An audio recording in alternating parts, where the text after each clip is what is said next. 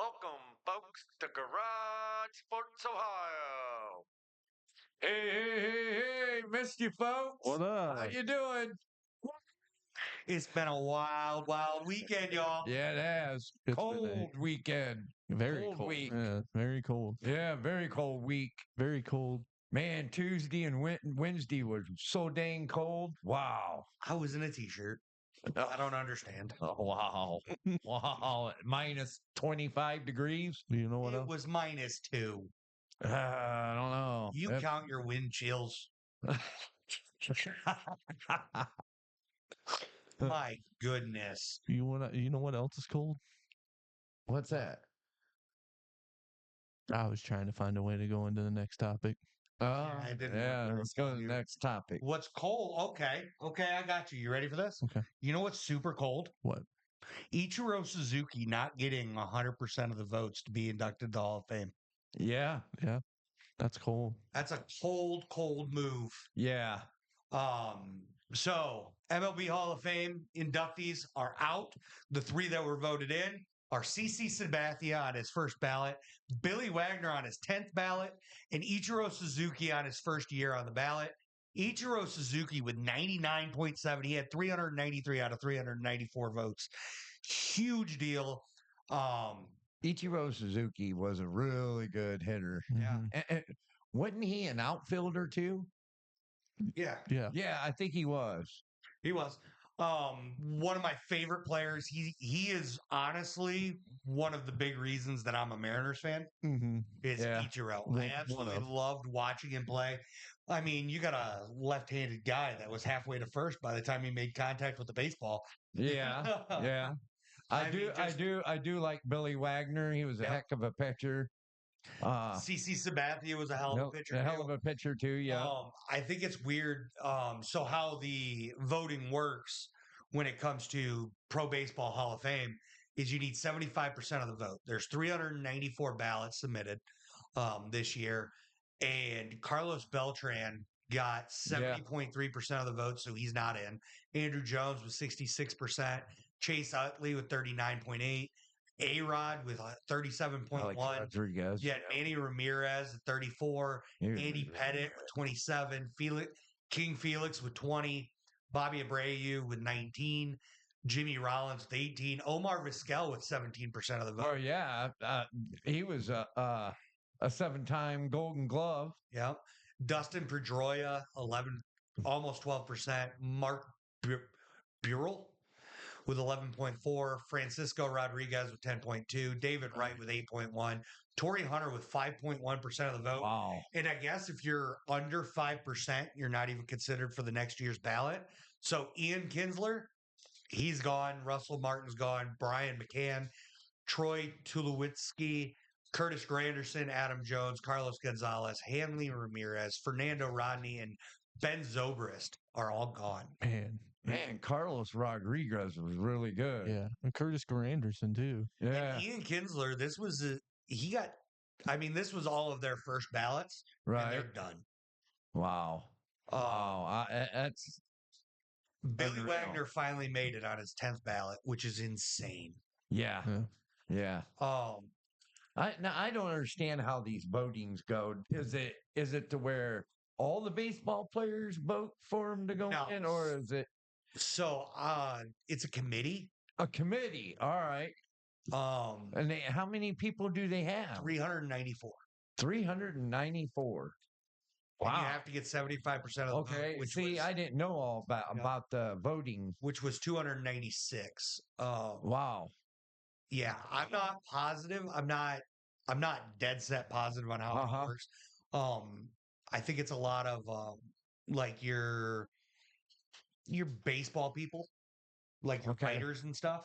Oh yeah. They, after so long of being a writer and being, renowned, Broadcasters and all that. I think it's for baseball. I think it's mostly writers, and I think it's like Right. 20 years.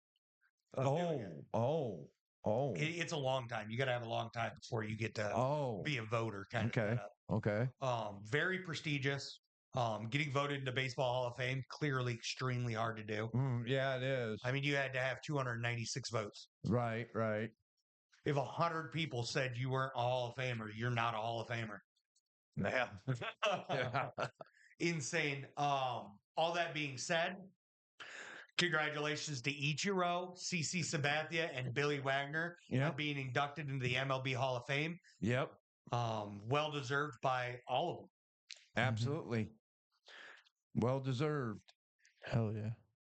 Now, that being said, we're going to cycle in and you can announce Chuck's fun fact. Chuck fun facts. All right. Now, my fun fact has to do with the Pro Baseball Hall of Fame. Oh, okay. Okay. Okay. So, Ichiro Suzuki fell one vote shy of being the second unanimously voted Hall of Famer in history. And he tied one other player with 99.7% of the vote. Can you name either of those players? I'm gonna guess. What about Nolan Ryan? No. No. Okay. Babe Ruth. No. Damn, you'd think it'd be Babe Absolutely Ruth. insane that neither of those guys were 100%ers either. Yeah. Wow. Trying to think of like unanimously great people. Yeah. So I'll give you the Great Manic. Nope. I'll give you the 100%er. There's only one, and it's Mariano Rivera. Mario. He's the only player in MLB history to be unanimously voted into the Hall of Fame. See, I wouldn't have known that. I'd have never guessed that. Yeah, I one. would have never guessed that one either. Do you want me to just to tell you who the other one is? All right. So Yeah. the only other player to miss being unanimously voted by one vote outside of Ichiro now, Derek Jeter. Derek Jeter. Really? You would think he'd be unanimous. Yeah, you'd think was he'd be 100%. 1 vote shy. There is another player that's 3 votes shy, and it's insane to me still. Ken Griffey Jr. That Ken should be Griffey. unanimous. Yeah. Ken Griffey Jr. Tom Seaver Yeah. was 5 votes shy of unanimous. Nolan Ryan was 6 votes shy of unanimous. What? Cal Ripken Jr. was 8 votes shy of being unanimous. What? Ty Cobb was Ty Cobb. He was 4 votes shy, but it's 98.2%. George Brett was 9 votes shy. Hank Aaron was Hank 9 Aaron? votes shy of being unanimous. I know him. Wow. Hank That's Aaron. crazy. Randy Johnson had a 97.3%. Greg Maddux was 97.2. Chipper Jones was 97.2. Chipper Jones. Johnny Bench was only 96.4%. Wow. Babe Ruth was only 95.1%. Wow. Unreal. You'd think that guy would have been right up there because all the home runs he got. And he was a pitcher to boot. And Pedro Martinez was 91. Pedro Martinez. And he was a good pitcher. Ricky Henderson was 94.8. That's crazy. The That's Steel King. crazy. That's crazy. Willie Mays at 94.7. Some of these players, it just doesn't make sense to me. Vladimir neither. Guerrero at 92.9. I could see Vladimir 92. I could see Roberto Alomar at 90. Roberto Alomar. But how is Babe Ruth only 95? Absolutely insane. Now, Yeah, I agree too. That's now outside of totally all this, insane. here's another little bonus fun fact for you. Okay. Bonus. We get Bonus. Ooh. Okay. Because it's Ichiro based here. Okay. Okay. So, in Ichiro Suzuki's 10th at bat in the majors, he hit a single, which put him over 300 batting average. Okay. That was his 10th at bat, mind you. How many at bats did it take for him to fall under 300 for the first time?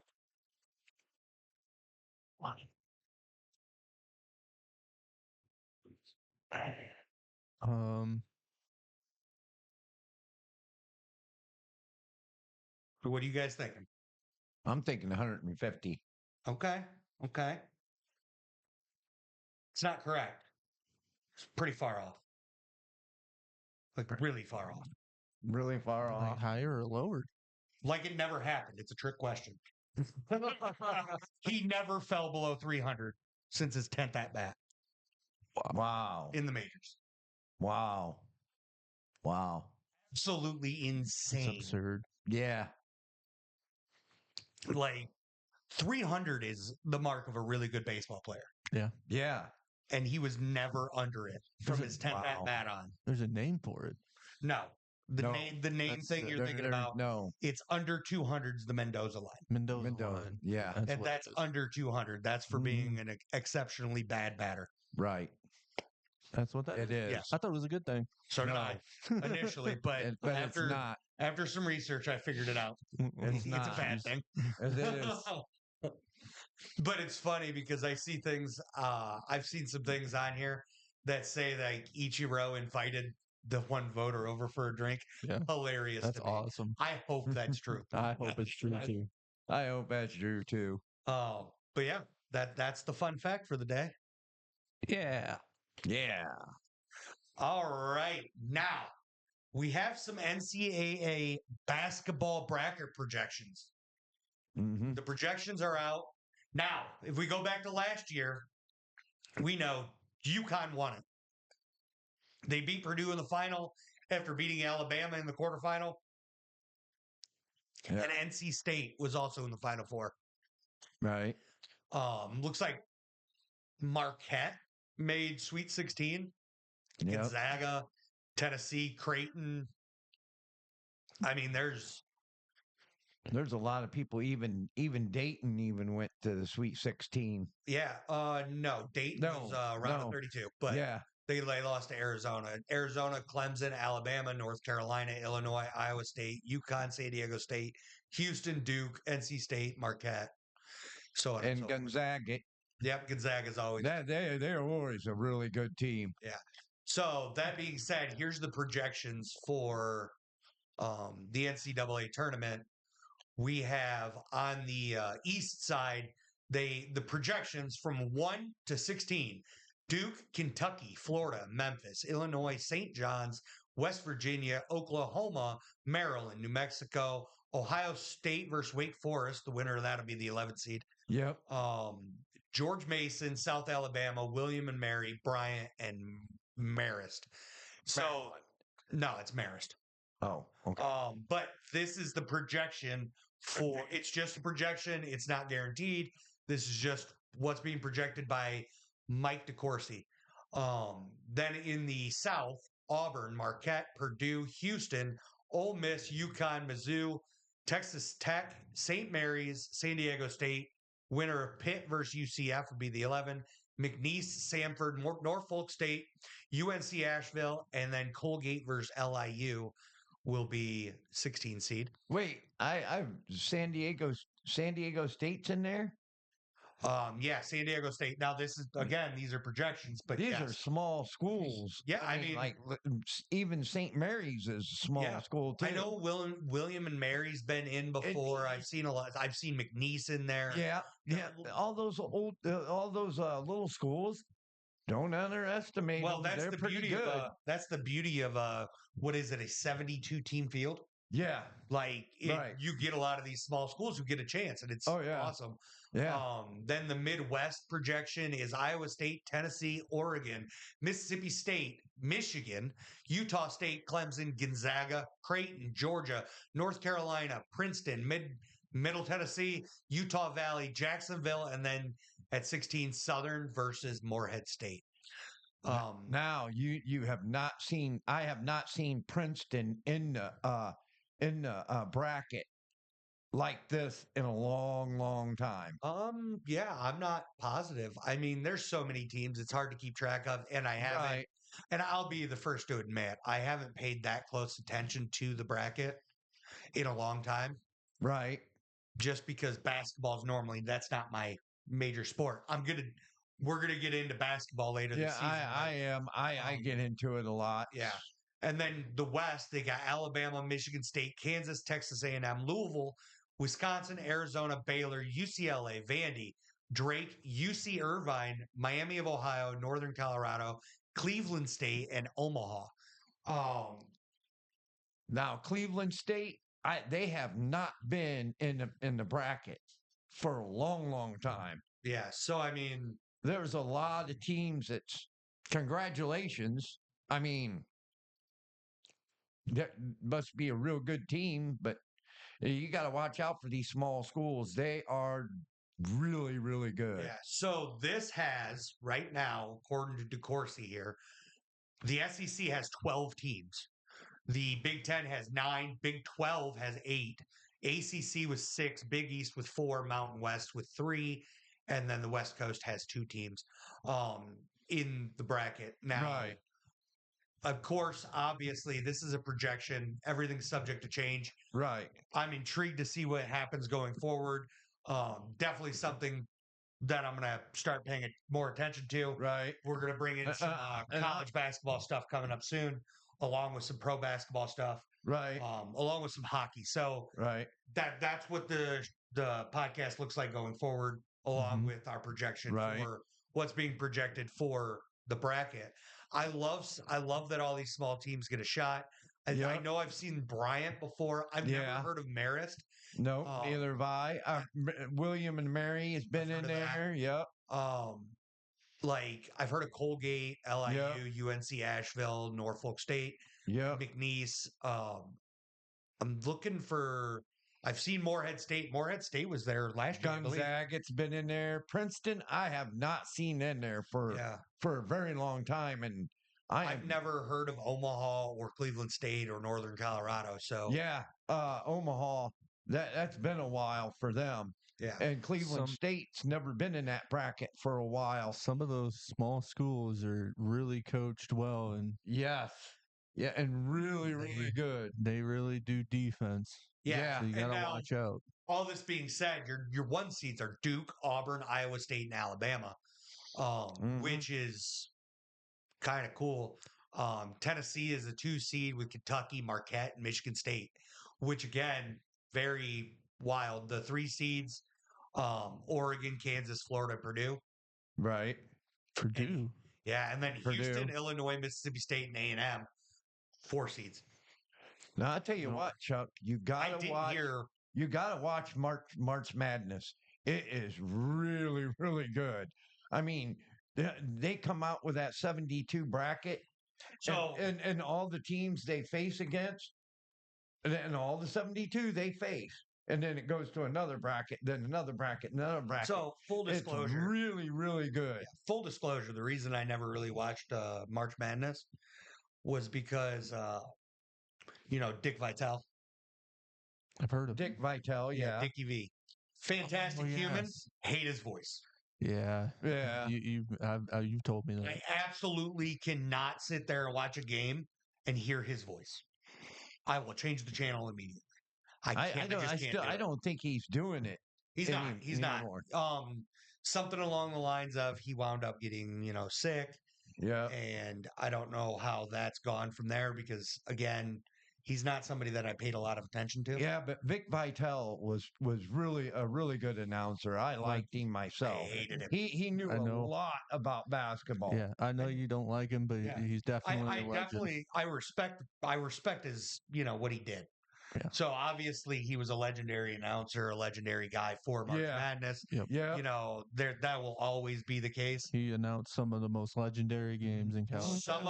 But his voice, just something about the octave, drives me nuts. Yeah, and I've never been able to do it. I can understand that. I can understand that, but it's the way he yelled, "Yeah, baby." That drove me absolutely insane. That's one of his legendary lines. That's one of his legendary things he does. Yeah, that legend can stay lost on me. I'm a hater. It's fine. But I can respect what he did for the game. And that's what matters, really. Yeah. But yeah, that is the big reasons why I never got into NCAA now he I don't think he is an announcer anymore, so but it's sad. I mean, I'm going to suck it up this year going forward. But previously, I stayed away from it because of him. But I just want to March Madness is fun.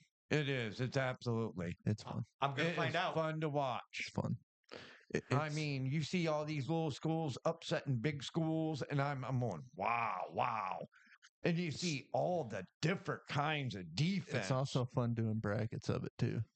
Oh my goodness, the We're gonna do triangle, brackets here. the triangle, the 2-3 zone, 2-2 zone, you name it. They you see it all. Triangle defense. Yeah. Is that banned? Triangle defense. No, it's a zone. I know. Man to I always man thought is where you man to man's where you stay on your man. Yes, I know that. But I always thought triangle defense was banned from basketball. Oh, it is, isn't it? I think it is. Yeah. You don't have to look it up. I'm just guessing. Yeah, I think it is. Is that because of the what is it, 5-second rule? Well, Maybe. maybe. 5 seconds in the paint or whatever. Yeah, something like that. Yeah. Is it 5 or is it 3? Three 3 seconds. seconds. Yeah. Okay. Yeah. I mean, that would mess up a lot of different zone plays. Right. Yeah. But you do the 3-2 or the 2-3 zone, and that's illegal. You can do that. You can do 3-2 zone. Yeah. It's just super risky because you're going to leave somebody open. Oh yeah. Because you got two people up if they're top and 3 at the bottom. If they're shooting threes like no tomorrow, you got to do that 3-2 zone. Yeah. Yeah. Well, especially if you're getting beaten, man. Yeah. But if you're not getting beaten, man, run man. But if you're doing a 2-3 Typically. 2-3 zone, then you're stopping the shooting down low. you also get more rebounds in 2-3. Right. I'm going to show you how to do a segue. But if you're getting beaten, man, stop running it. Otherwise, you wind up like Notre Dame. Oh, yeah. Yeah, that's a good segue. That's good. In the national championship, we get to dive into it a little bit here. Man, I'm telling you what, Ohio State's offense was humming. I mean, humming good. Yeah, with an end of game QBR for Will Howard of 150.5. 80% he threw. He only threw the ball. He only had 21 pass attempts, which is insane considering Ohio State's passing team. 2 TDs, 2 of them to Travion or Travion Smith. Jeremiah Smith, excuse me. I'm sorry. He only threw 1 touchdown to Jeremiah Smith. All right. He threw the other one to Quinshawn Junkins, who had a 3-touchdown game. Oh, yeah. Which, this is the nutty part. How did Will Howard win offensive MVP? I just don't understand. Anquan Jenkins, 11 carries, 100 yards, and 2 TDs. Who is Anquan Jenkins? Or Quinshawn Junkins. Quinshawn Junkins. You just pulled a random name out of He broke out of the hat. like 3 records in that game, so I could see why. Will Howard? Yeah. Oh, with the completion percentage and the streak at the beginning of the game. Yeah. 13 completions in one game. But The completion percentage. But 13 touches for 121 yards and 3 touchdowns? I'm not saying that that's not great. Yeah. But I'm just explaining to you why they probably gave it to him. Even Will Howard said Quinshawn Junkins should have been the MVP. Well, of course he's going to say that. Well, of course he said that. He's going to say that. Would you say that? No. You wouldn't. If I win MVP, it's because I'm the best. Remember, I can be a bit cocky at times. Okay? I'm sorry. I forgot who I was talking to. I deny nothing. Now, I do have to give Notre Dame credit. absolutely. They absolutely started coming back. I seen a stat after the first drive. Riley Leonard had 36 rushing yards. Yeah. He finished the game with 40. They stopped running the QB draw, which was what was working. Yeah. And I think what we learned from watching Notre Dame versus Ohio State, the QB draw or the QB run is unsustainable. You can't do it for an entire game because your quarterback will get tired. Yeah. And the quarterback's not. And I think the big thing is running backs can sub in and out. Quarterbacks can't do that. Nope. Wide receivers can sub in and out. Quarterbacks can't do that. Yep. Defenses can sub in and out. Your quarterback can't do that. Nope. So I think you wind up in this area where the best player on the field for your team is Riley Leonard. Yep. It's not close. He's a fantastic player. He's got the heart of a champion. He deserves a lot more than a loss. Jarrett Mylove is one of their is another one of their best players. Yep. But they just couldn't get him going. Jeremiah Love's a great player. Yep. Jaden Greathouse, he played one hell of a game. really Yeah. stepped up. Yeah, he did. Like, they needed somebody to step up, and Greathouse was like, "Here, hold my beer." Yeah, Jordan Faison, I thought he was their best receiver, but in that game, Ohio State hemmed him up real good. Yeah. Greathouse showed out in the second half. I just hate that they couldn't get Jeremiah. They locked Jeremiah Love up, Yeah, they did. and they were like, "Man, we need to be able to sustain a run." Well, in fairness, I mean, Right. they didn't give Jeremiah Love many opportunities to run the ball. No, they didn't. It's like they stopped after 4 carries. The And first, where they're Yeah. like, "Man, we can't get anything going with it." the first drive. After the first drive, they stopped running the ball. They just gave up on him. Yeah, And you can't give up on the run. You Well, gotta, they replaced in it with a order to get QB the passing game going. You got to get the running game going. They they replaced the QB draw was flowing. they replaced it with the QB draw because it was working. But like Chuck said, it's unsustainable. Yeah, Yeah. Riley Leonard was super inaccurate in the first half. That second half, though, he played lights out. Yeah. Well, he kept getting it to Greathouse. Yeah, Yep. he was playing great ball in that second half. Oh, It was honestly, from going from a 31-7 lead, it actually put you on the edge of your seat at a certain point. Yeah. Which is highly impressive. Oh, yeah. Especially knowing Ohio State prior to the playoff was a second half team. When it came to the playoff, they just started blowing teams out in the first half and then, sitting on a lead. That's what I feel like they were doing in the second half. You know what And I they started admire coming the back. most is the coach for Notre Dame. He admit some of it was his fault. Some of the coaching adjustments was his fault. And some of the period. I think he's a great coach. He is. He really is. I love his demeanor. I love the fact that we got the first African American or black head coach in a national championship Yep. on Martin Luther King Jr. Day. That's great. Yes, It's that a beautiful is storyline. beautiful. He's also the first Asian head coach to make a national championship. Yep. So he broke barriers there too. Yep. Now, Loved his coaching, his so much enthusiasm for his team. And a coach, I've never seen a coach love his team as much as he does. I could see why NFL teams wanted him. yeah, I can too. Yeah. And I think one of the big things to note when it comes to, that game, and I feel a little bad for Notre Dame because after Ohio State lost to Michigan, it put a chip on their shoulder Big one. for the rest of the season, Yeah. rest of the year. They were playing like they had to play this way to save Ryan Day. Yep. And they played ball. Like this is I know I'm an Ohio State fan. I know sometimes biases can be created that way. But if me looking at it, I see what I seen there was the most historic run of any team in college football. Right. They Absolutely. beat 6 teams that made the playoff. I have never seen Will Howard play as a quarterback this well throughout the playoffs and the national championship. They beat 6 of those teams. 9-1, and Notre Dame was ranked. They beat number 9, 1, 5, 7, 10, 6. Yeah. Because they beat Penn State and Indiana in the regular season. Right.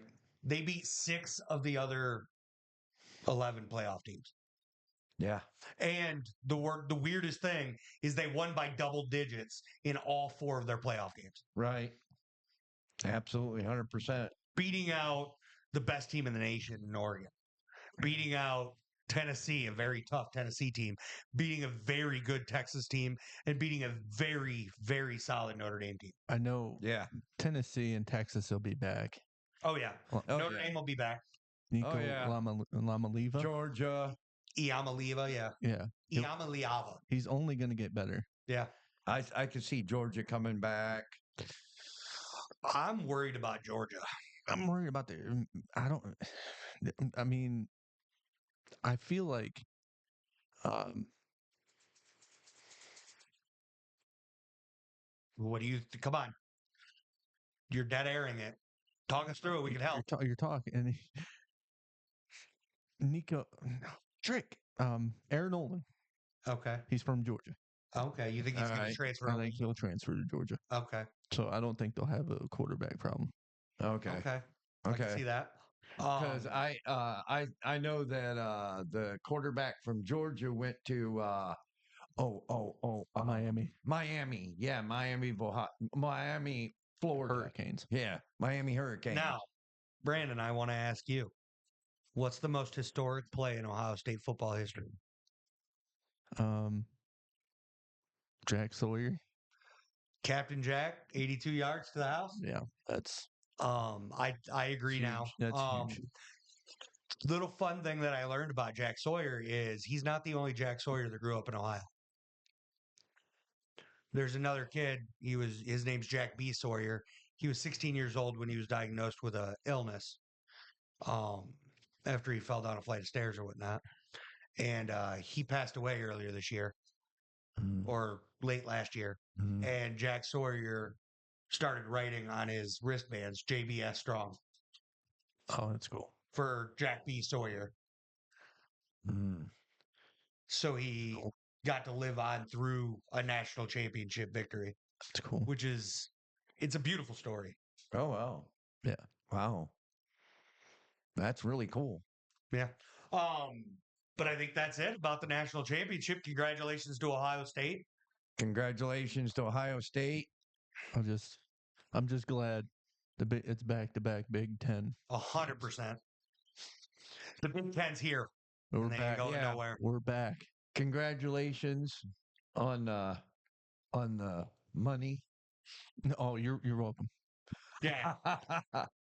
Michigan made money on Ohio State winning. Yeah. That's how this works. So did Penn State. So did Illinois. Yeah. Etc. And this is why I don't understand. And okay, so I was going to end this segment there, but we're going to continue it now. What is it with now? Okay, so as a football fan, when Michigan was in the championship, when Michigan's in the championship games, I'm rooting for Michigan all day. Absolutely. Right. Why is it that so much of the fan bases in the Big Ten were rooting against Ohio State? Because they can't handle it. I was going for Ohio State. Right. We know. I mean, any of the going for the nanny, and really, I was going for Penn State. I wanted Penn State to win. Yeah. No, because all the Big Tens, I wanted them to win. But I wanted Ohio State. I am a Michigan fan. Don't get me wrong, but I wanted the Big Ten to win so that the money is favored for us. Yeah, it's confusing, and it's not just Michigan fans. It's not just Purdue, Penn State fans. It's not just anybody in particular. Ohio State fans do it as well, where they root against Michigan. It just doesn't make sense to me because if a team from your conference goes on to win the national championship, it financially benefits your team as well. That's right. Absolutely, 100%. That's why I wanted Ohio State versus Penn State. Yeah, because no matter what, Big Ten wins. Yeah. That money comes into the Big Ten all day. Absolutely, 100%. Nothing against. I don't hate the SEC. Don't get me wrong. I love college football. Right, and I love watching. I think the era of the SEC in the last 20 years, where they were the powerhouse, it's going down. Yeah, it's on the brink of being over. Right, I think so. Yeah, like whether or not it stays that way, I'm not sure, but. And sorry, I look like I'm petting Pops' back, but you see my poochie right here. I can see his nose. He wants attention. But yeah, I can agree with that. Yeah. So, but that's it for that segment. We're done with that now. And now I'm going to announce we did a bracket for the college football playoff. Yeah. In last place. Oh boy. For the brackets. It is Pyro Slayer TV. Surprise. If I'm not mistaken. Let me bust out the brackets here. Pyro Slayer TV. He came in dead last with 5 points on the bracket. because he picked Boise State to win it all. Put your hands down, Joel. Oh, And we're going to dox him right off the rip. In second to last, or let's see, we got 5 left. So in 5th place, Pops with 6 points. He took Oregon to win it all. In 4th place, we got Brandon with 7 points. Also took Oregon to win it all. dang it. In 3rd place, we have me. I got 8 points. Chuck. And I took Georgia to win it all. Boy, was I off. Yeah. Same. In 2nd place, we got my dad, the other Chuck Beeson, with 13 points as he took Oregon to win it all. Ooh. And in 1st place, we have Ninjutsu, who had 17 points, and he took Ohio State to win it all. Mike Isaac. Would you quit doxing people? Oh. You know who he is. You don't have to tell everybody else. He knows who he is. Is that your entire life goal, is to dox everybody that sends us something? Because if so, people are going to stop sending us stuff. Okay. We don't want that. Okay. Straight doxing everybody. I thought we just had this conversation. Yeah. I'll give you a conversation. Clearly. I'm going to have to lecture you later Oh. about internet etiquette. Well, I don't know internet etiquette. Well, learn it. I agree. You're going to have to learn it. Learn it. Yeah. Stop doxing people. It's rude. Disrespectful. You clearly don't like ninjutsu. I can't. No, I don't. No, neither do I. I changed my mind. I said clearly. All right, that's it for that segment. We're done doxing people for the day. I hope. Man, folks, I get narked on a lot of time. I get harassed a lot. I mean, we all do. It's fun. All right. We So all do it to each other. now we have Mel Kiper Jr.'s mock draft. Yes. Yes. We're going to dive in. We're going to check it out. All right. So first overall draft pick, he's got the Tennessee Titans selecting Cam Ward. Okay. But I don't see that. What did Will Levis do? Do we not have faith in him? I figured, if anything, they need a running back bad. Yeah. Or a corner. They're hurting on defense. Hasn't Will Levis gotten his chances? But they never built anything around him. Yeah. Don't get me wrong. I'm not saying. I think if they take Cam Ward here, they're just replacing somebody who has nothing around him with somebody who's going to have nothing around him. Yeah. I mean, they do need no line. It's true. They need a lot more pieces. And I think Will Levis is good enough to suffice until they get those other pieces. Right. Right. I don't. But what we can, I mean, so next week we're going to do a mock draft. Each and every one of us is going to do a first round mock draft.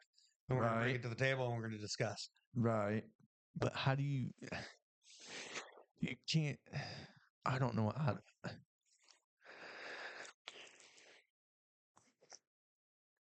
Travis Hunter is a generational talent. Do you think they take Travis Hunter instead? Do you want my real take? Yeah. I think they trade down. I think they go down, trade down too. I think the Browns would go up and get Cameron Ward. I don't think that. I think they trade down out of maybe down to the Jets or the Panthers, maybe even the Saints. I think they trade down to another one of these teams. They could even trade down to the 3rd pick and let New York Giants go up and get their guy, depending on what they want. But at the end of the day, I can see them trading out of that number 1 spot, trading back, getting a first and a second round draft pick for it, so they can build more pieces around. You might be right on that, Chuck. I can see Tennessee, like New York Giants, going up and then getting Cam Ward and then putting Tennessee down to 3rd. Yep, I can see that. I can. Because New York does need a quarterback really bad. New York needs everything. Yeah. It looks like I only have Mel Kiper's top 10 here. You got the rest of that written down, right, B? Yeah. Right here. Cool. Oh. So I'll go over the 10 here. Go ahead. The second pick, we got Travis Hunter going to Cleveland. Right there. The Cleveland Browns taking Travis Hunter. I can't see the Browns picking a corner because we got Des Ward and who's that dude we got from Yeah, but Travis Hunter can play both. Yeah, I was gonna say. So you're drafting a wide receiver. more than likely, yeah, wide receiver, and we really don't need a wide receiver because we got Judy and Judy and number one. Judy and who's that other wide receiver? Well, you named a slot receiver. I'm waiting for you to name a number one receiver because they ain't got one. No, they don't. But Travis Hunter can come in and be a number one. For now. We need a quarterback, really. You can't afford a quarterback. Not unless we get rid of what's his name? I don't see that happening either. I do. You can't afford it. It's a guaranteed contract. You get rid of him, you're still paying him the money. It doesn't matter. It's a lot of money. Well, he's getting hurt a lot. Yeah. You're paying him for getting hurt a lot. Whose fault is that? It's not ours. It's the Cleveland Browns organization for giving him a fully guaranteed contract. They own that money regardless if he's hurt or not. If he's on the field, he's getting paid. If he's not on the field, he's getting paid. Right. That is why there's so, like, when you look at NFL contracts, they have some guaranteed money, but majority of those contracts are very, you got to do something. You got to prove it. That's where Barry. I forget what the term That's is. where Barry, the GM, hurt us. Yeah, by getting him. By getting him. And a 5-year contract? Are you kidding me? $200 and some million and 5 years, and the $200 and some guaranteed. Yeah, it's like it hurt us, and plus it hurt us getting two first rounds and a second round. Yeah, that killed us. Yeah, he completely gutted your franchise. Oh yeah, the Browns will not be good until this is over, and it is, as you can see. Well, we got a first round. Well, no, until the contract's over, right? Which is 2 more years. Oh yeah.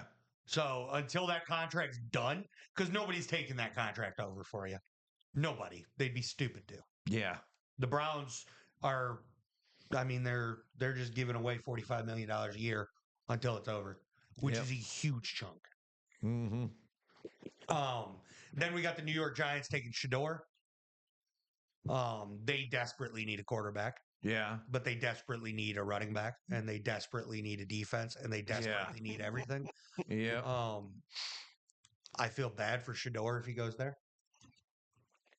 I do too, because he's going to be like a target. You might as well just put a target on his darn jersey and patav. Yeah. Him getting hit. Yep. And then you got the Patriots taking Abdul Carter, edge rusher out of Penn State. I love this. Yeah, pick. I love it. Abdul Carter. Yeah. That'll beef that defense up quite a bit. Oh, yeah. And then the Jaguars getting Mason Graham, defensive tackle out of Michigan. I hate it. I like it. I hate it. I like it. You know, do you want me to tell you why I hate it? Why? Because everybody's done with Trevor Lawrence in Jacksonville. Everybody's over him. They think he's overrated and they would want him gone. Not you, but a lot of people.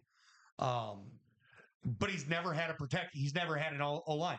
They've never had protection for him. Yeah. How about we build something so your offense can get humming and then we focus on a defense? Exactly. I agree with you 100%. Yeah. He's never had a real chance. No, ever. He's been running for his life. Yep. Mm-hmm. And honestly, I like the Patriots taking Abdul Carter and with the 4th pick, but I think they need to boost that O-line up too for Drake May. Yep. Yeah.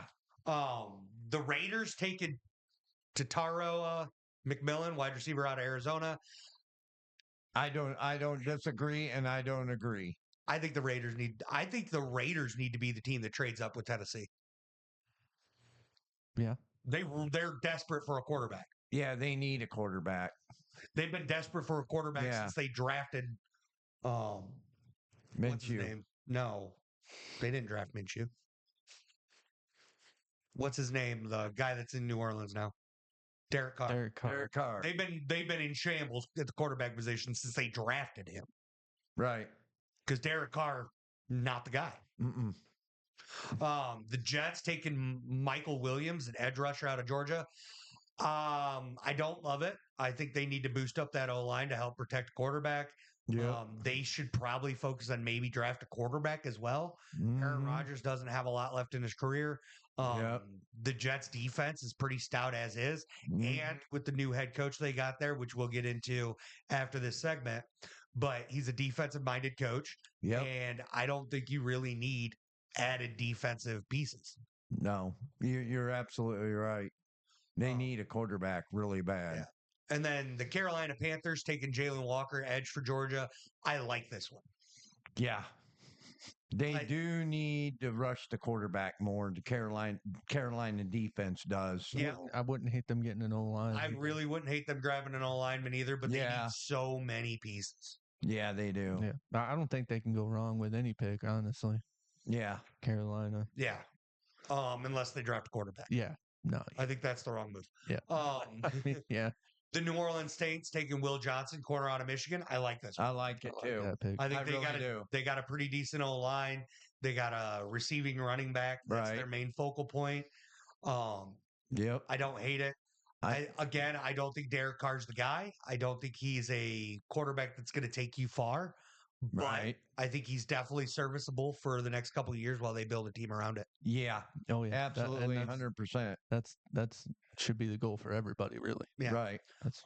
Then the Chicago Bears taking Will Campbell, offensive tackle on LSU, and I absolutely love it. It should be. I love it. I think if the Chicago Bears get 3 offensive linemen and a running back in the offseason, whether that's from the draft or free agency, whatever, I think the Bears are a playoff team next year. Yeah. Yeah. Because they got a franchise quarterback, and if they build that offensive line, I think they're going to be a little nasty. And I'm the biggest Caleb Williams hater there is. Yeah, I was gonna say. Yeah. We like to joke around and mess with Caleb Williams. Yeah, but he's got a lot of talent. He's got a ton of potential. And if you give him the right O-line with the right head coach, and I think they have the right head coach now, but again, we'll get there. With him being their head coach now, I think it's going to be great for Caleb Williams. He's also offensive lineman, focal point. Yep. So I feel like hopefully he will focus on O-line. And his creativity in the playbook is phenomenal. So I think that could be really good. And also, if you give Caleb Williams enough time in that backfield, he's going to rip it. Yeah. He's going to be throwing he'll it. then have the choice to pass or run. Yeah. If stuff breaks down. Yep. Absolutely. And then you got the rest of it. Number 11, 49ers. Projected to take Calvin Banks, offensive tackle. I love it. I love it. Love it. Love it. I think you need to, okay, so don't get me wrong. I'm also not a Brock Purdy guy. Nope. I think Brock Purdy's a good quarterback. He's a lot better than he was projected to be with being Mr. Irrelevant. Right. What he's done with his career to this point is phenomenal. Yeah. Absolutely unreal. Yep. So no shade towards him whatsoever. Yeah. But at the end of the day, I think he's a babysitter and not the daddy of your offense. Yeah. I think that offense needs a daddy, and I think in order before they go for that, they need to boost up the O-line. Yeah, you need a captain in there. Somebody goes in there and say, "Hey, let's get the job done. Let's go." I said the same exact thing about Dak Prescott when he came into Dallas as well. That he's not daddy; he's a babysitter. Yeah, he's somebody who's going to be serviceable until you get something better in there. Right. Absolutely. You need a captain, an admiral, somebody that will step up and say, "Hey, let's go." You know. Number 12, we got the Colts taking Luther Burden III, wide receiver. I like it. I like think it. The Colts got a good old line. They got a great running back. They need some Anthony Richardson needs to come into his own. He needs to learn how to play football in the NFL. And that's something that can come. He's so inaccurate. Honestly, I would love to see them take a quarterback. but they definitely need receivers too. Yeah. And I don't all think Anthony Richardson's good enough to even be, All they got is Pittman. Yeah, I know. Yeah. But I don't think he's so inaccurate. It doesn't matter who your wide receiver is if your quarterback can't throw the ball to him. Right. Right. Yeah. It's tough because there's a lot of quarterbacks that are going to drop to the second, third round that I think can be better than Anthony Richardson. So it's one of those things. If you want to take a wide receiver early and take a quarterback in the second round, I can get behind it. It's possible. Right. You got people like Jalen Milrow, Right. Will Howard, Dylan Gabriel, Yep. You got a lot of quarterbacks that are second round. steals. Yeah. Pretty much. Yeah. Yep. So that's cool. Yep. We got the Dolphins, Malik Starks, safety. Yeah. I think out of Georgia. I like that. I really do. Yeah, their defense needs help, but you know what else needs help? Their quarterback needs protection so he doesn't get concussions. Oh, the Dolphins? Yes. Yeah. Okay, so Tua's got an arm on him. That boy can drop dots deep. Oh, yeah. They got a speed wide receiver core. He doesn't have time to wait till they're deep. Yeah. True. That's if Tyreek Hill stays. Yeah. Even if he doesn't, Jalen Waddle's quick. He's very fast as well. Yeah. So they still have a speed set. Yeah. Right. It takes a huge hit with Tyreek if Tyreek Hill leaves.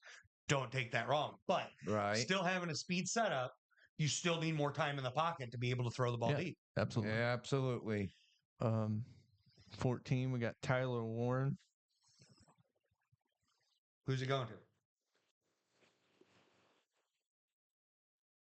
to? Luther Burden was Dallas. I'm sorry. This is Colts. Tyler Warren Wait, hold on. at tight end. Which one's which? So Dallas was Luther Burden. Okay. And you want to tell people who he is? Luther Burden. Yeah. Tell them who he is. Out of Mizzou. He's a wide receiver. Okay. If they need to know that. No, they might not know. No, because we talked about it. I said he went to the Colts, and I messed up. Oh, well, now I hate that. Going to Dallas. I messed it. I got it mixed up. Dallas needs more O-line pieces. They need a running back. And I mean, yeah, they need help at the wide receiver position, but I think that's something Dallas can wait till the second round for. You know what I think? I think Dallas is not going to pick up that wide receiver.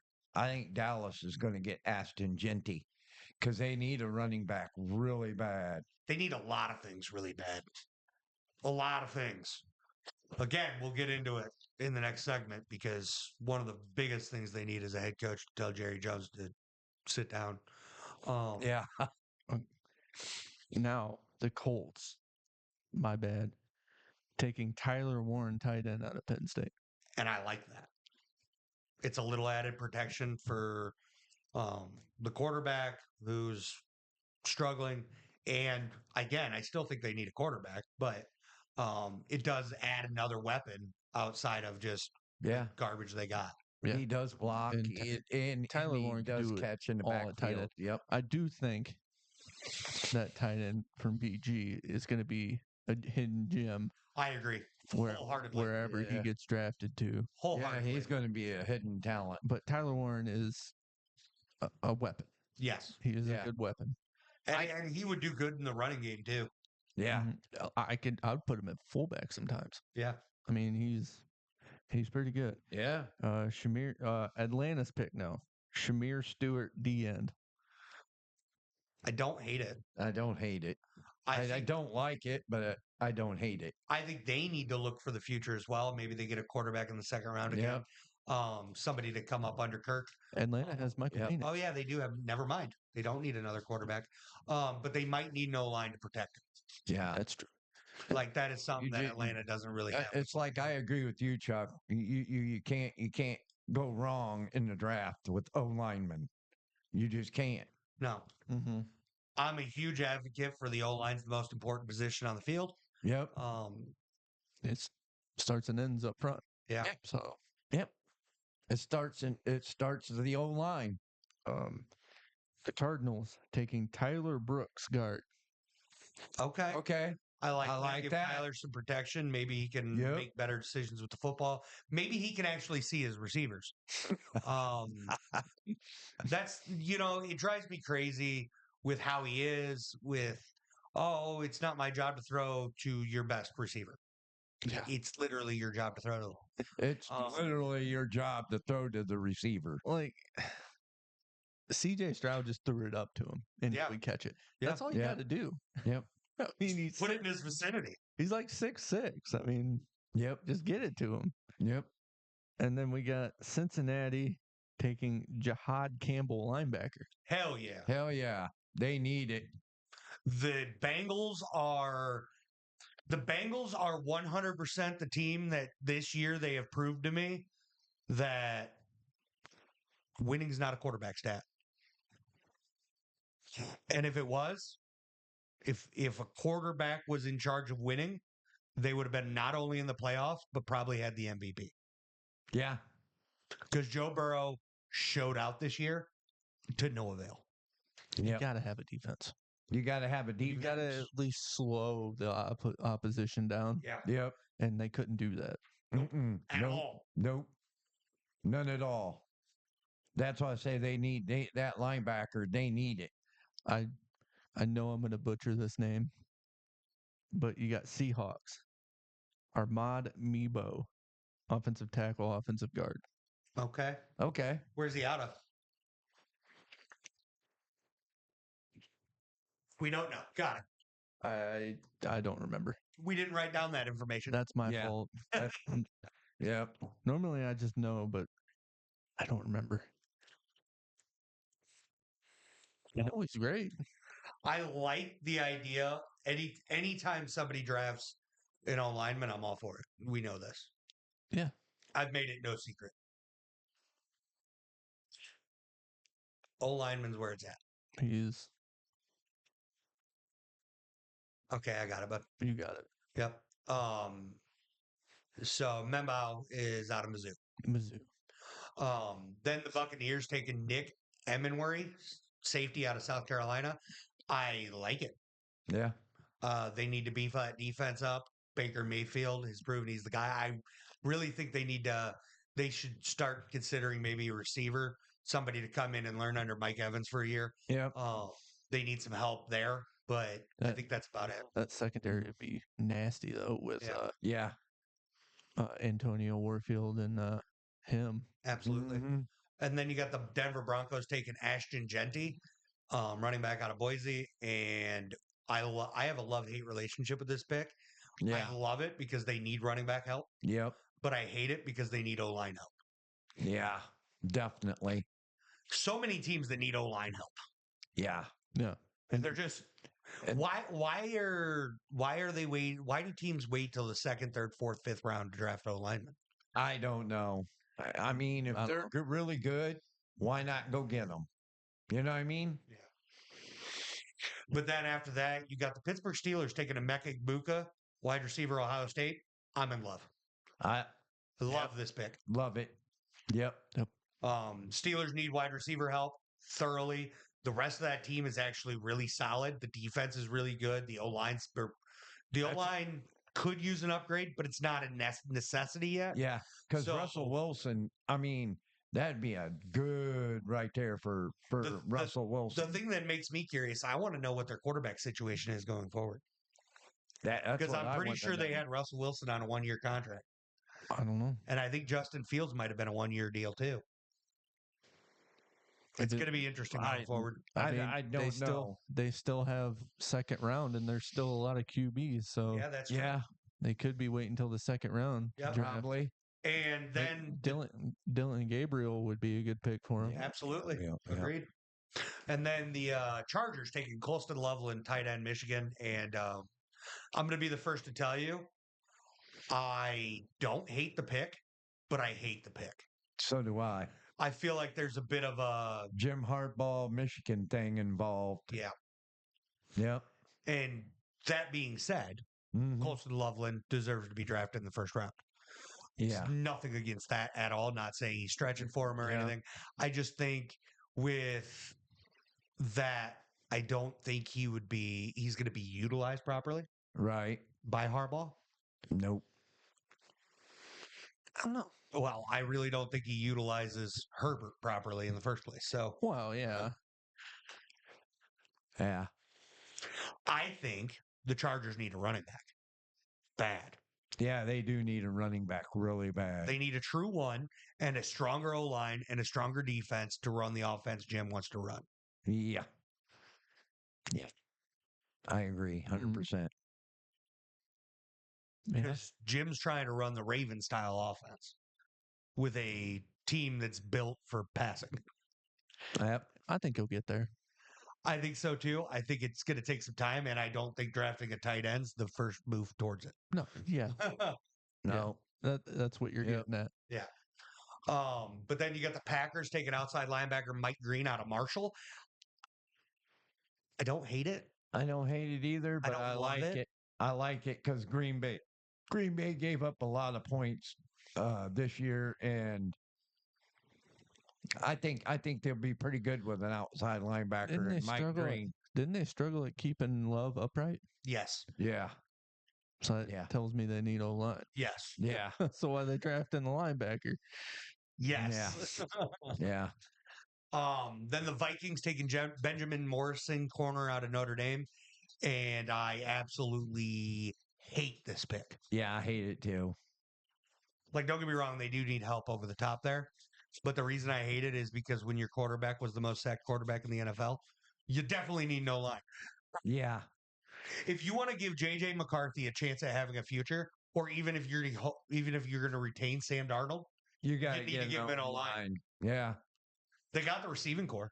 That's taken care of. They got a good running back. That's taken care of. Yeah. Mhm. You need an O-line to Right. take care of everything else. And they got a couple good wide receivers too. That's yeah. Yeah. Then you got the Houston Texans taking Josh Simmons, offensive tackle out of Ohio State, and I'm in love with the Love Texans it. again. Love it. You're looking at the Texans going back to the playoffs, maybe Super Bowl. It's going to take more offensive linemen than that, though. For the Yeah. Super Bowl, yeah, Yeah, absolutely. but Josh Smith, OT out of Ohio State. Josh Simmons. Yeah. That's really good. I like it. Yeah. I'm not saying that's a bad pick. I'm saying they need more than that. Yeah, I agree. Yeah. More of that, I should say. Yeah. Mm-hmm. Because their defense is good. Right. I think they could use a few more pieces there. Receiving core, solid. Yeah.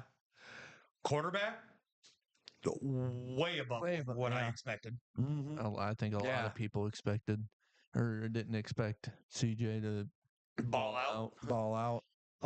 But then the Rams taking Josh Connerly Jr., offensive tackle out of Oregon. Again, love it. Love it. You got to get some protection. And I think Yeah. this is the first time the Rams have had a first round pick in like 6 years. Yeah. and they're going to use it right if they pick an offensive tackle. Then you got the Ravens, Siobhan Revel Jr., corner out of East Carolina, and I do really like this. I I do think they too. need to beef up that defense a bit. Yep. Their offense is humming. Oh yeah. They got a very stout offense. And I'm telling you, their running back was really, really good this year. It Yeah. helped Derrick Lamar Henry. Jackson a lot. It's Derrick Henry. Derrick Henry, yeah. Yeah. Then you got the Detroit Lions taking James Pierce Jr., offensive outside linebacker out of Tennessee.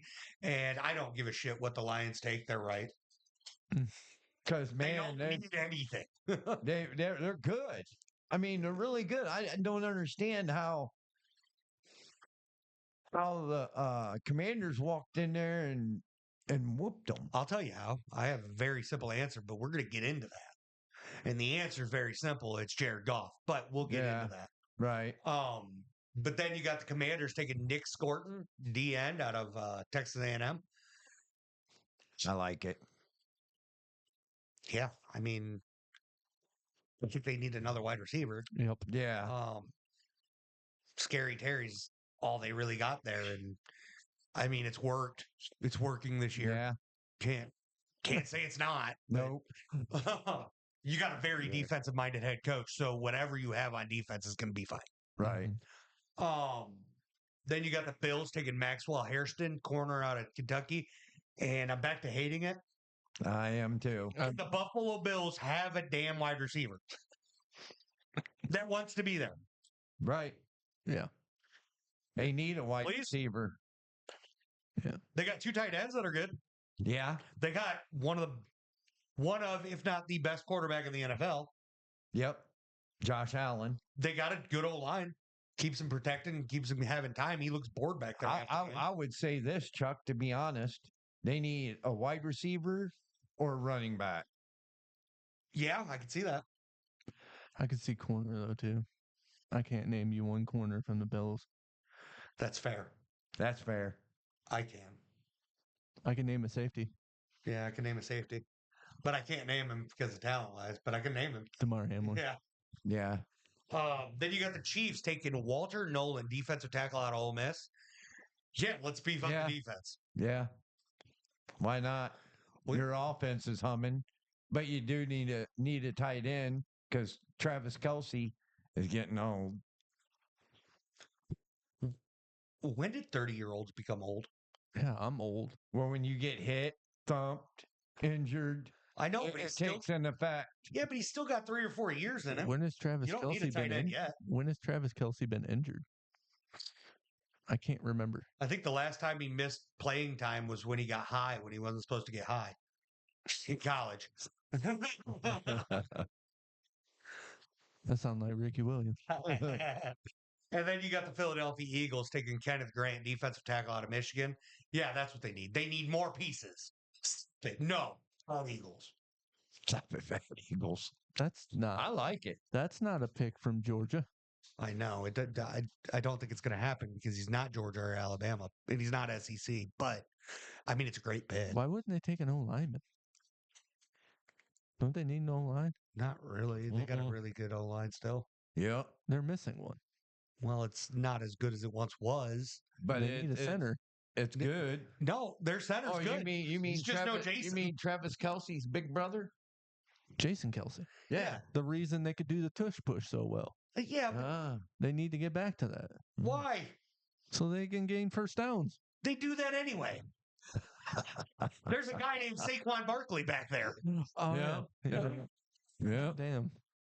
Oh, they need the tush push for now. Yep. They got Taquan Barkley. Maybe they get Zeke. Yeah, downgrade the Eagles. I'm with it. Yeah. Yes, please. No, block. Put him at fullback. We're not friends. Don't give the Eagles ideas. They're too good already. Yeah, start that eye. I formation. Ezekiel Elliott. 6-0 linemen on the field. Bro, let's go back to that draft class. Put Zeke and Saquon on the same team. Ooh, that'd And be Derrick naughty. Henry.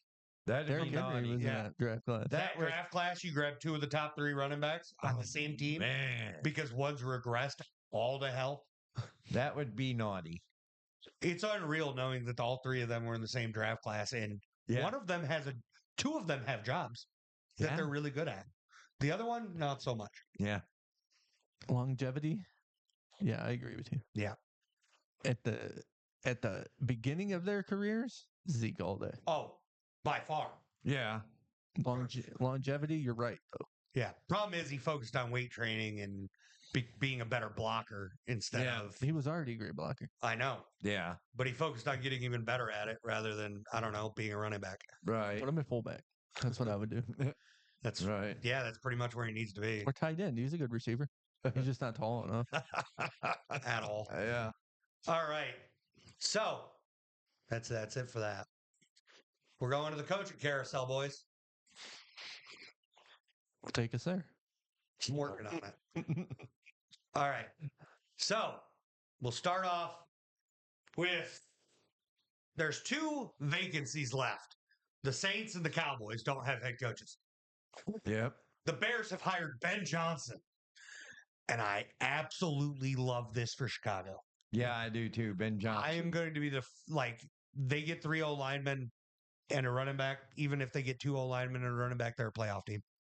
Yep. With Ben Johnson calling the plays on offense or running the helm, oh my goodness, it's going to be glorious. I was really hoping Jags got him.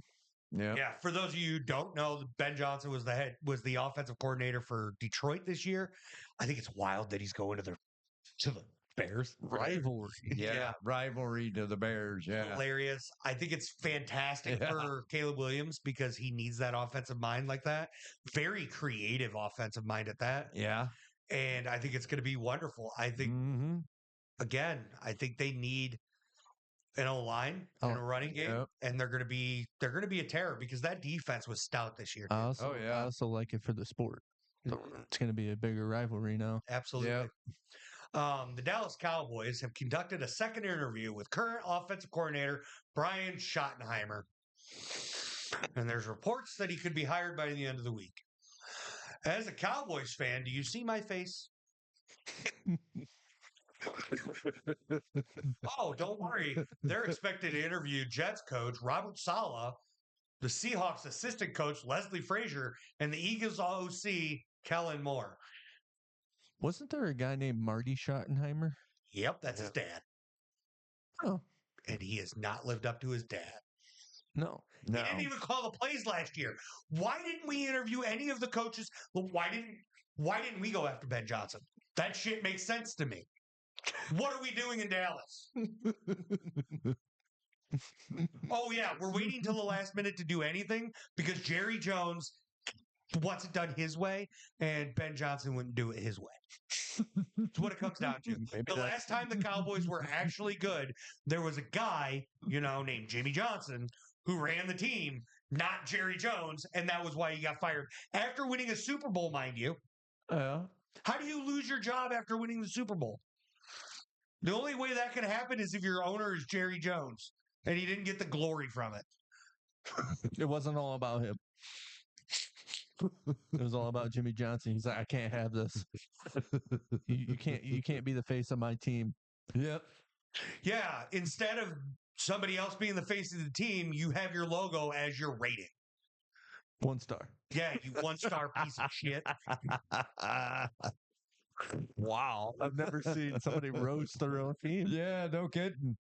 Do better. They didn't do anything in the offseason last year. They didn't even draft well. Hey, guess what? You have Dan Quinn as a defensive coordinator. He stayed an extra year, even though he could have went and got a head coaching job. And instead of promoting him to head coach and getting rid of the one you had a year early, you let him go. And now he's playing for a chance to go to the damn Super Bowl with a rookie quarterback in his first year. Yeah. With Washington, a rival. Let's just make it worse. And then what do? You get rid of that head coach the next year anyway. Yeah. Yeah. Mm-hmm. Yep. Doesn't make any sense. What are you doing? I don't know. Yeah, the Commanders are might hit the Super Bowl. Yeah. It's absolutely outrageous. Yeah. But that's enough about Dallas. You got it out of your system. Yeah. Yeah. Yeah. That's All right. good. And now the Jaguars hired Liam Cohen. I know nothing about this guy. He's the offensive coordinator for Tampa Bay Buccaneers, or at least he was. One big thing I will say about that, he helped Baker Mayfield revitalize his career. Yep. Maybe he could do that for Trevor. It's not Trevor Lawrence. Yep. It's not that Trevor Lawrence is bad. It's just that he's running for his life. Right. But maybe this is a guy who could see that Yeah. and go get online. I hope so, Yep. man. Yep. We're in shambles. Yeah, I hate the situation he's coming into. I agree. But the Vegas Raiders went out and got Pete Carroll. Pete Carroll. I'm scared. Oh. Of what? I mean, he's a very proven coach, but Yeah, he is. Raiders need a lot. Yeah, I mean, Yeah. well, see, he's going to Vegas, which is weird because you think he would have went to Vegas sooner and followed Beast Mode, which is the best player that ever played for him. But he still didn't give it to him at the 1, so he's still not that smart of a coach. I mean, I'm always going to bash Pete Carroll for throwing it. I heard Tom Brady was the one conducting the interviews for the head I coach. can see that. So Yep. I can see that. And Pete Carroll's proven 19. It'll be his 19th season in the NFL, which is a lot. well, he's like 7. Yeah. Yeah. But that being said, they need so many pieces. Yeah. Yeah. It's going to take a lot off of his life trying to scramble that team and actually being good. Yeah. We know Mike Vrabel was hired on January 12th Mm-hmm. to the Patriots. And I love this one. I like this one. Again, I mean, he doesn't need Patriots don't need a lot as Raiders do, but they do still need a lot. Yeah. The Saints are conducting second interviews with Joe Brady, offensive coordinator out of the Bills, and Kellen Moore, offensive coordinator for the Eagles. You know what's funny is the Cowboys have Kellen Moore as to be interviewed, but there's another team that's already in the second interview for him. Uh-oh. Uh-oh. I don't want him. Nobody does. It's like Nobody knows. it's like putting a blanket over your head Yep. and blind interviewing somebody. Yeah. But they're also expected to interview Mike McCarthy, and that's funny. If Mike McCarthy goes somewhere else and wins, if that doesn't prove to all the other Cowboys fans that Jerry Jones is the problem, I don't know what will. Yep. And I think Mike McCarthy, he is a very good coach. He can Yep. go somewhere else and win games. Yep. I think so. It's a Jerry Jones problem, and I can't wait for people to understand this. I mean, If you don't understand it now, I don't know what I'll teach you, but no, Yeah. I completely agree with you. Yep. I have since I agree. you've been saying it. what, for like, how long have I been saying that? Most of our lives? Yeah. Years. Yep. And the New York Jets hired Aaron Glenn. Damn. Great hire. Yeah. Very well done. That's going to boost that defense up a Yep. ton. I love it. Yep. Love this pickup. Love it. I am curious to see how the quarterback position looks like in the Jets next year. Mm-hmm. Is Aaron Rodgers coming back? Is he going to be Aaron Rodgers, or is he going to be the bum that he was this year? Yep. A lot of questions. Yeah. Ever since that injury, Aaron Rodgers has not come back. Yep. Find out next year. Yep. To be continued. Yeah. GM vacancies. The only GM vacancy there is Jacksonville. Great. And new head coach Liam Cohen is expected to be involved. Good. Absolutely. That's great. Good. You know what? I think the Cowboys need a new GM. They need a new owner. Oh no, that's because the owner is the GM. That's the problem. Oh, really? Yeah. So Khan got fired or fired himself? Oh, no. Don't know. No, he hires a GM to run his team because he's a smart owner. Mm. Oh, Mm. okay. Okay. The So- Raiders hired John Spidek to be their next general manager. I don't know who that is. I don't either. Oh, he was a scout for several teams in the early part of his career. He joined the Bucks as a director of player personnel in 16, moved up to vice president of player personnel in 21, and served as the assistant GM over the last 2 seasons with the Bucks. Ooh, the Bucks are in shambles. But this is not a surprising move by Tom Brady because he went out and got the Bucks. Mm. Yeah. I like it. I like that. Yep. The Jets hired Darren Maugy to be their next GM. He had a short playing career. He then was a scouting intern for the Broncos. He worked his way up from there, serving as an AGM from 22 to 25. Mm-hmm. And him and Aaron Glenn are going to be going at it. The most notable decision is the future of Aaron Rodgers. Mm. That's going to be a big one. That's Yep. the big question for the Jets. Yep. The Tennessee Titans hired Mike Borgonzi to be their next GM. He had a short stay as a tight ends coach and recruiting coordinator in college. He joined the Chiefs in 2009, worked his way up from administrator of college scouting position to the assistant general manager, which was his title for the last 4 years. Assistant general manager for the Chiefs for the last 4 years. Wow. It's pretty good. Not bad. Yeah. That's it that's going on there. Yep. Heck yeah. I Uh, like it. All besides the Dallas one. We'll be tracking the Cowboys' idiocies for the next week or so. Oh, God.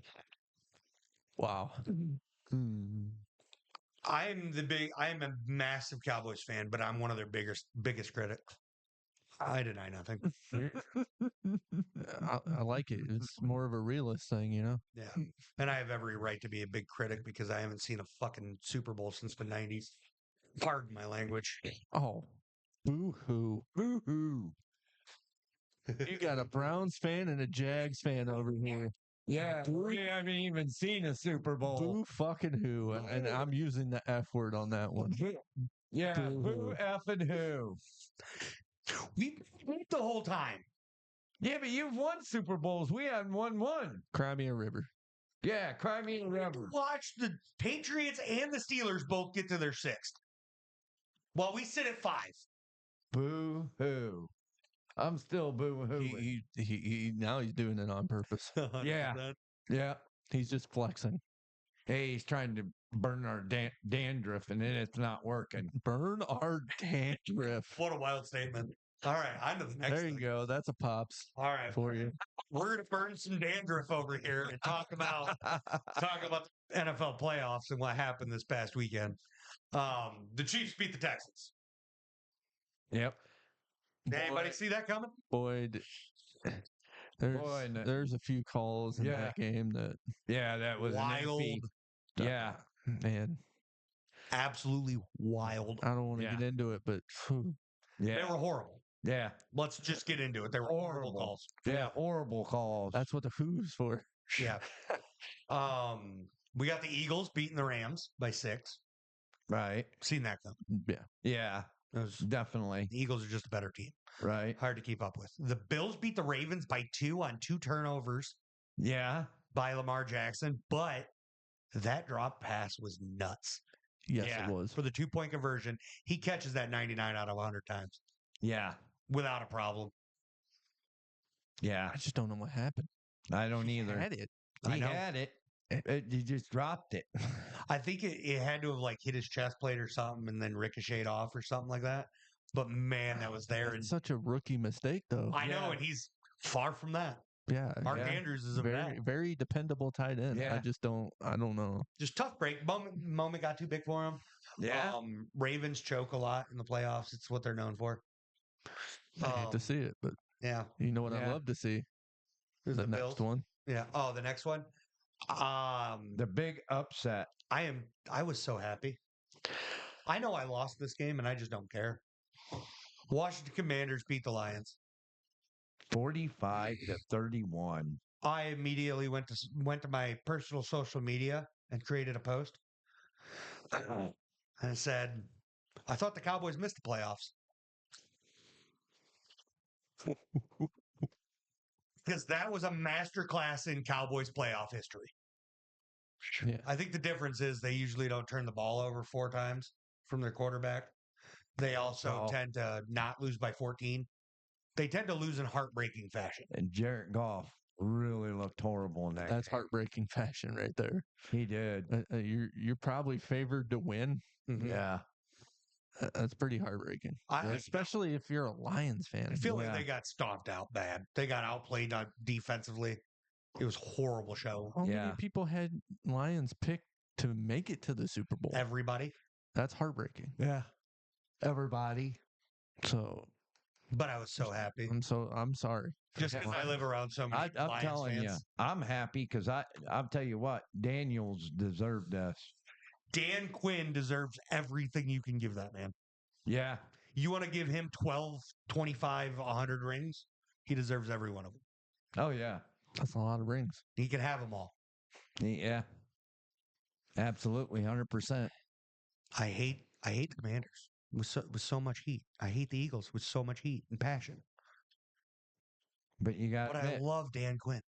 Yep. I love that man. I love Dan Quinn too, because man, he's got Jaden Daniel looking really good. And Brandon, don't give me that look just because you've never had a coach that you could love the way I love Dan Quinn. I've loved a lot of coaches. Oh, in Jacksonville. Okay. Yeah, that's fair. I liked Doug Peterson. Doug Peterson too. He never got a chance. Nope. Tom Coughlin, I liked him. The wild thing is, I think Urban Meyer was there for like 7 games and he overstayed his welcome. Yeah. I liked Urban Meyer as a coach. But they never gave him a chance. No. That's the thing. No. He kicked his kicker. Yeah, he was a mess as an NFL. He kicked his kicker. He didn't fly home with his team after they played in Cincinnati. Yeah, he was a mess as an NFL coach. It was horrible. That's a huge... Instead, he went to the bar to hang out with another lady that wasn't his wife. Yeah. Yeah. Like, it's not a good look. And honestly, like, okay, so if you got an open relationship, I don't give a shit. If that's what Urban Meyer's life is like. That's fine. Yeah, The I'm not problem is he judging didn't that. fly home with his damn team. That's what I'm judging. Yeah. I don't care what you Yep. do in your personal life, but, But you're a leader. You're a head coach. And the worst part is to Yeah. be seen in public in the state you just lost in Mm-hmm. when your team's flying back Yeah. is atrocious. Yeah. That's not supporting your team. Yeah, it sucks because If you want to go to the bar you own in Columbus, that's fine. Fly home with your team, fly back, and then go to the bar.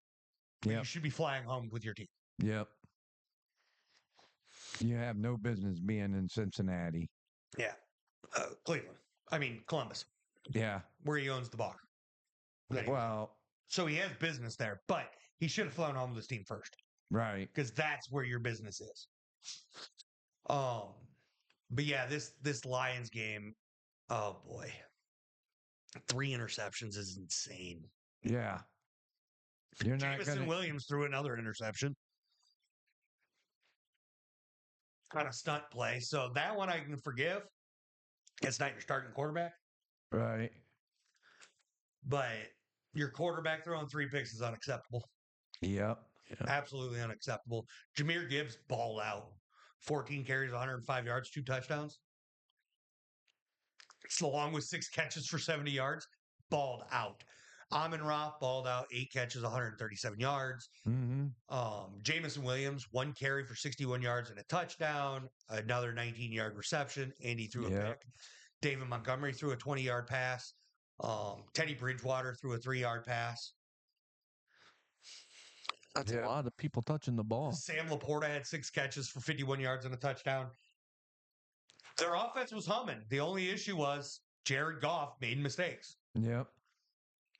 And a 57% completion rate from a guy that had a game at 100% earlier in the season. Yeah. That's horrible.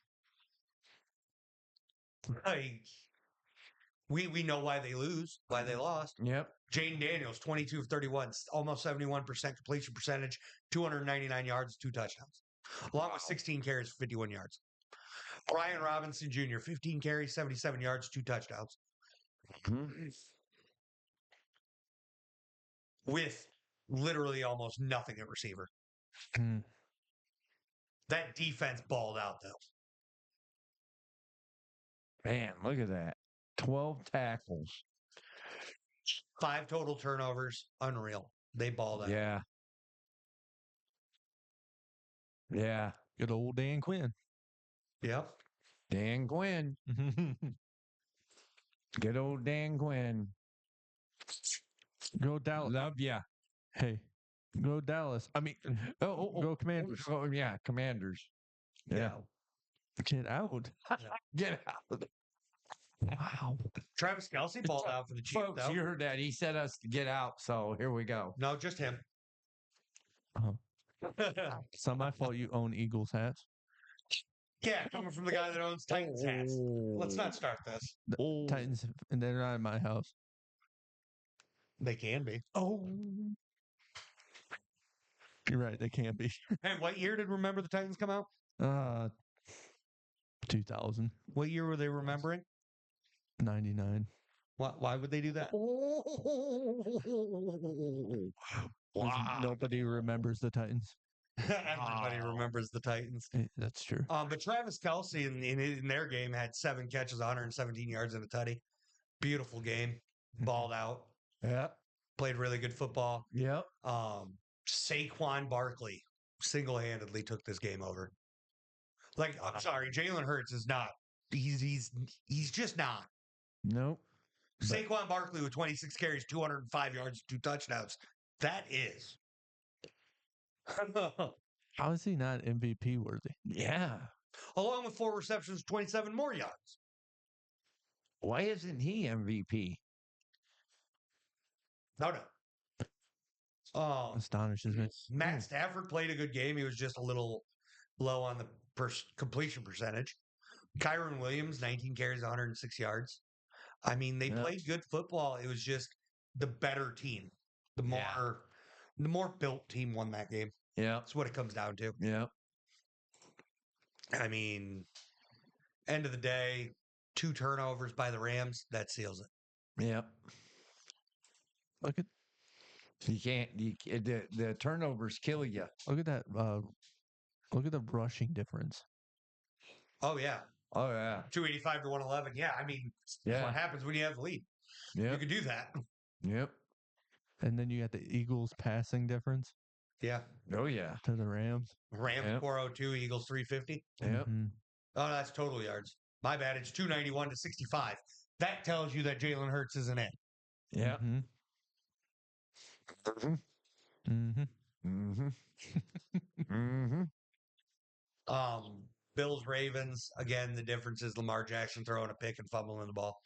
Yep. Derrick Henry 16 carries, 84 yards and a touchdown. He did really well. I mean, you can't take anything from him. 254 passing yards with 2 touchdowns, 72% completion percentage.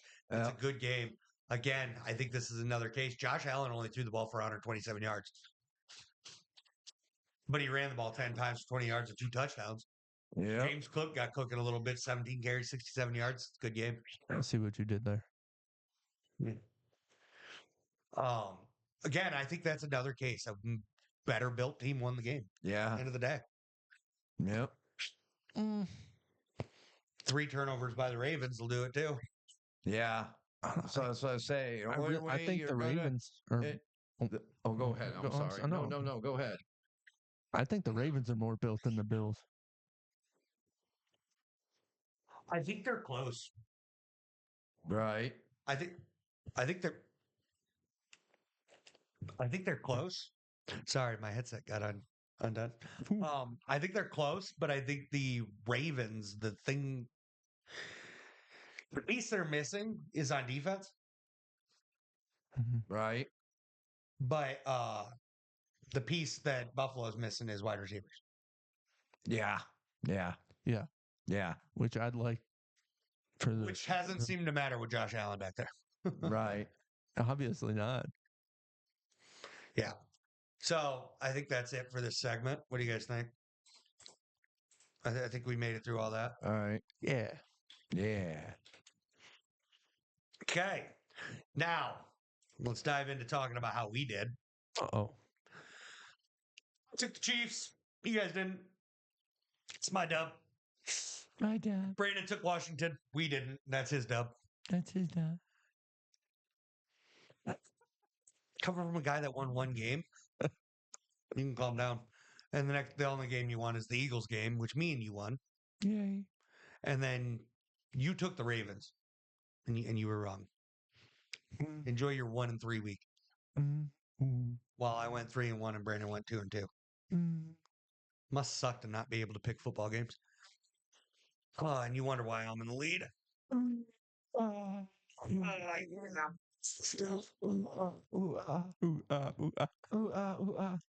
Ching Tang, Walla Walla Bing Bang.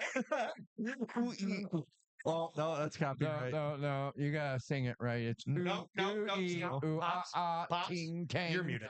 Bing bang. That is a copyright song, so you get muted. Okay. Enjoy your time away.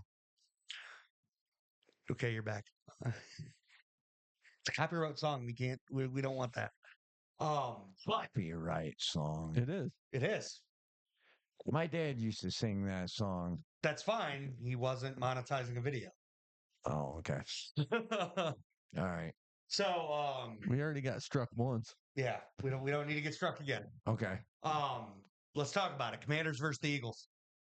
Commander. Who's gonna win? And I think it's not gonna fly.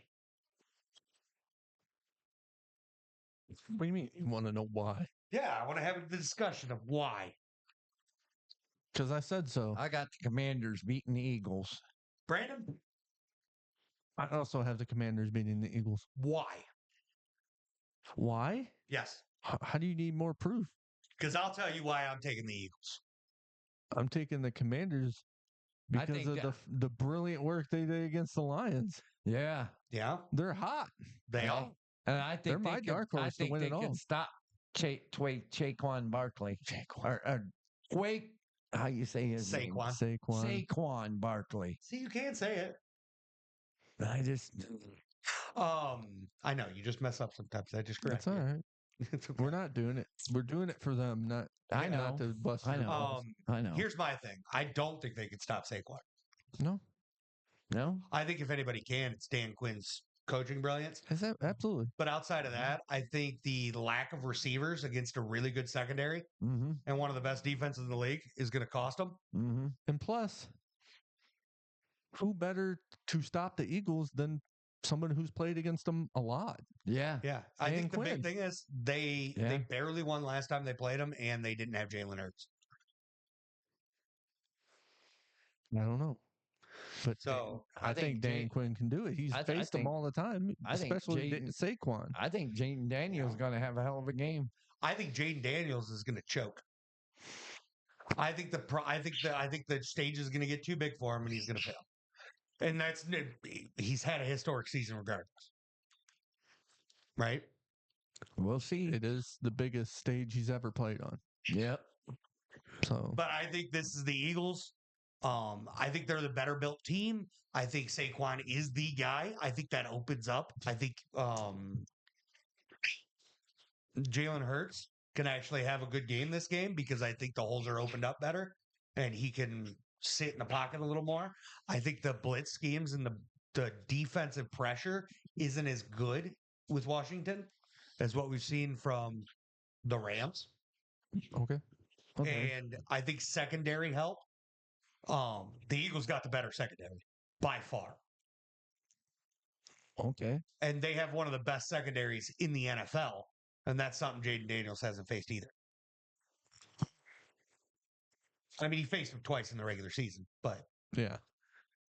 and they split 1-1. So I think this is the game of the week. Yeah. Weekend. Absolutely. Absolutely. And that's even saying Bills Chiefs is the other game. Mhm. But I think that this is the game of the weekend. Yeah. I mean, I think it's going to be a very close game. I agree. Right. Right. It's really going to be close. That and we have yet to see Dan Quinn as a coach in big games like these far big games like this Right. since the Atlanta mishap. That's fair. I keep forgetting he was a part of the Atlanta team. He was the head coach of that Atlanta team. I keep forgetting that. Yep. Now I love Dan Quinn. He does deserve the world, and I'm rooting for Dan Quinn. But I think the Eagles tough it out. Okay. Then you got the Bills Chiefs.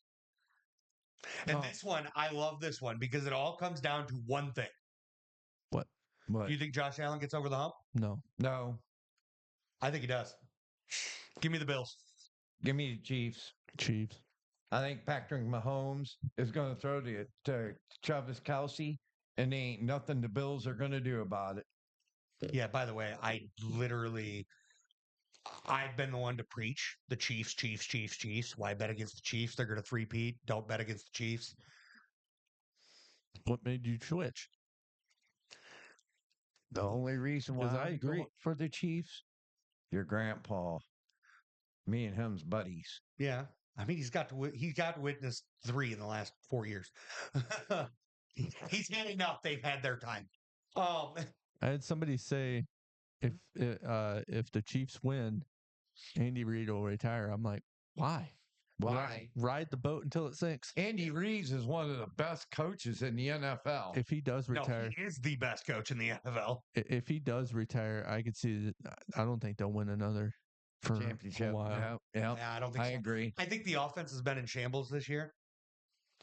And I think the Bills' offense has been humming this year. I think it could be fixed with a few picks. It can. Yeah, but Well, it could be fixed with other things because they have the talent there. The talent is there. They are the better team in this matchup. I'm literally taking the Bills as a flyer upset. Although I will make this statement. I really think it's happened. I think it really ain't going to happen. That's fine. Chiefs' defense is really, their secondary is really good. Hey, Pops, that's okay. And I think I can afford the loss. I think they're going to put a little pressure on old Josh Allen, and Josh Allen ain't going to be able to throw that ball. No, Hey, he's Pops, pretty talk good. to everybody, not just Brandon, not just one of us. You talk to them. Oh, but yes, hey, if it happens, great. I'm rooting for the Chiefs. Don't get me wrong. I want this to be a great game, but I will say this: the winner of the AFC game here wins the Super Bowl. I still got my dark horses as the Commanders. Yeah. I got my Commanders. Yeah, I just don't think they hold a candle to the Chiefs or the Bills. No, yeah. Let's be just being realistic. Realistically, yeah. Yeah. Realistically, hope. Yes. Yeah, the AFC teams that are left are way better than the NFC teams that are left. Mhm. It is what it is. If the Chiefs win, I think they got the Super Bowl locked up. I agree. Yep. If the Bills win, they might still have to fight, but I think they can handle whoever goes there. And here's what I have to say.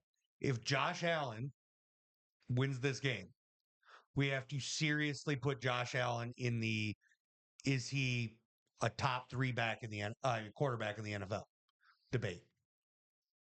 Top 2, top 3. he pretty much gave the Bills a piggyback ride all the way there. Yeah. Yeah. So Absolutely, I think that 100%. conversation could be had already, but I think it's solidified here if he gets over the Chiefs. Now, that being said, I think if the Chiefs win, we got to start considering Pat Mahomes' GOAT debates. That's 4 Super Bowls in 5 years. That's something Tom Brady's never been able to do. No. That is true.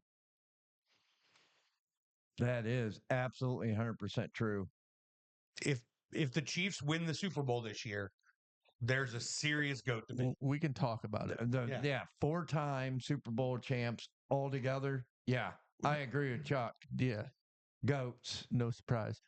But we can talk about it. Yeah, for sure. I mean, it's clearly not solidified. There's not 7 rings on his fingers. Exactly. Right. There's definitely that aspect.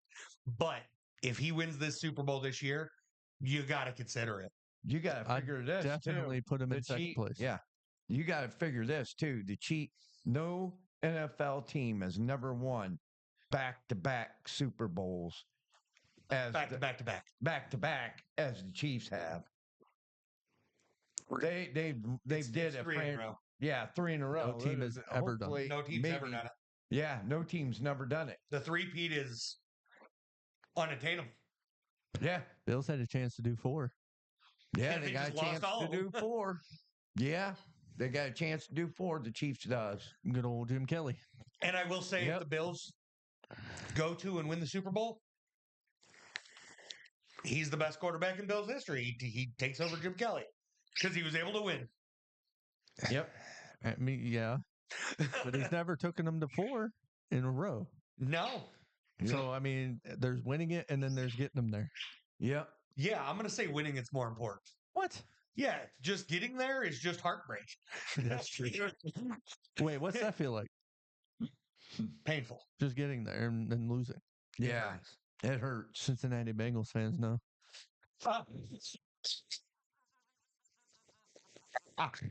Hey, here's another beautiful thing, okay?